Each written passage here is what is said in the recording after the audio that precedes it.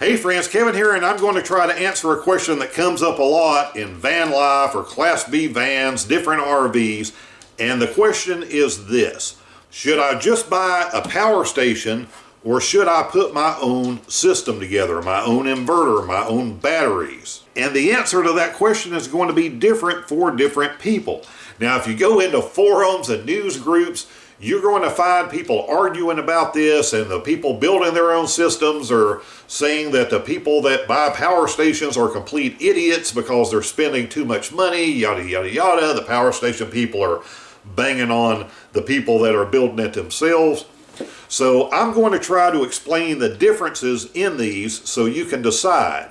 And I'm going to try to come at this from someone that doesn't have a lot of experience with these, because a few years ago, I didn't have any experience with these. So you're trying to get power for your rig, for your setup, whether it's a minivan or whether it's a 39-foot RV. For the sake of argument, let's say you're going to have solar panels on your vehicle. That is going to be the way you're going to charge your system.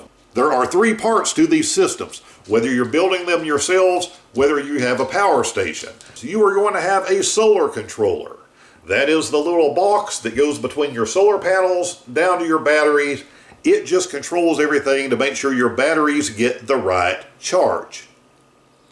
You're going to have the batteries themselves for storage, and then you're going to have an inverter, which allows you to convert one type of electricity basically to another type of electricity. So you can run USB stuff, you can run 12-volt stuff, and you can run pure electrical stuff just like you would plug into the wall if you were at your home. So if you're building your own system, you are going to need those three components. If you buy a power station like this large Datsun here, it has all three of these built into it. This is the way all these power stations work. So your solar charge controller is already built into a power station. That's why you can run the line from your solar panels, plug it right in. It's a large battery pack, and it's going to have the inverter system built into it. So you can run your 12-volt devices, you can run your USB devices, you can run your electrical devices. So the simplest way, especially for someone starting out, is to go with a power station, because it simplifies it a little bit. You have everything in one package.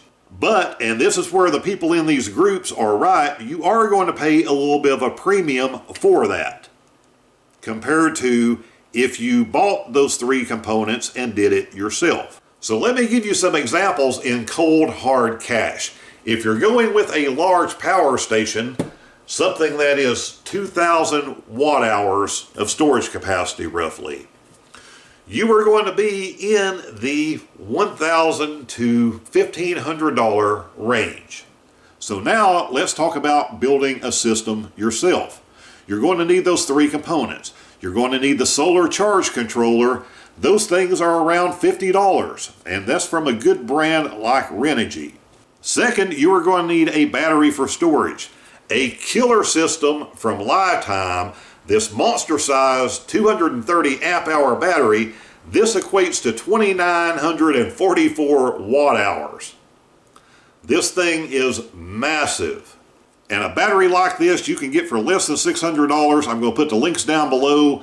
Sometimes you can get this monster battery even cheaper than that. Third, you are going to need a good inverter, a pure sine wave converter to protect your electronics, and a good brand of that. I've had good luck with this Ampeak brand. You are in the $150 range. So if we put those together, you are $800 or less building your own system. And you have way more capacity than you have with a more expensive power station. Now there are some other little things you're going to need. You're going to need some good cabling to get from one device to another, and you're going to need some fuses. So those things are going to add about $100 to the cost of your build-it-yourself system.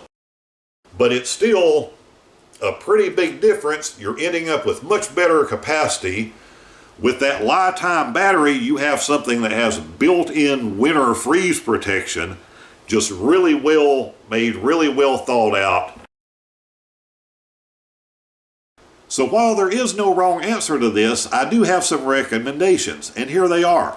If you are new to this stuff and you don't have experience with electronics and installing car stereos and amplifiers and different things back in the day, building your own system can be a little overwhelming.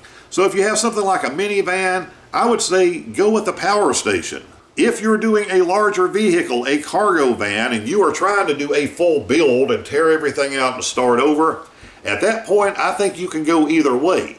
The power station is fine if you just want to make it a little bit simpler, but building your own system using stuff like the Ampeak inverter and the Lithium battery, it's going to save you some money in the long run or get you more capacity for the same amount of money.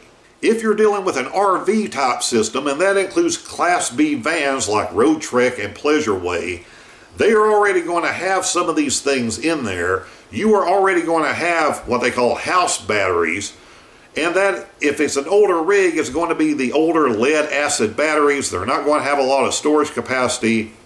At that point, you upgrade, you get rid of that battery or batteries, and you put one of these Lithium batteries in there. That takes you up to the newer technology and much, much more storage. You add a good power inverter like the one from Ampeak. If you don't have solar already and you're throwing solar panels on there, you're going to throw your solar charge controller into the mix. For something like that, the Road Treks, the Pleasureways, any of those Class B vans, and certainly any larger Class A or Class C RV, that is definitely the way to go.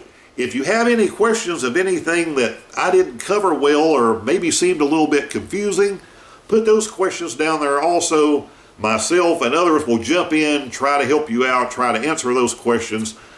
This is one of these things sometimes of kind of a video you may have to watch more than once if you're really new to this, but once you get through it a few times, it will start to make sense and you will not be overwhelmed anymore, because all of us started out at some point with no experience. So it's okay. We all learn from each other, and we'll talk soon.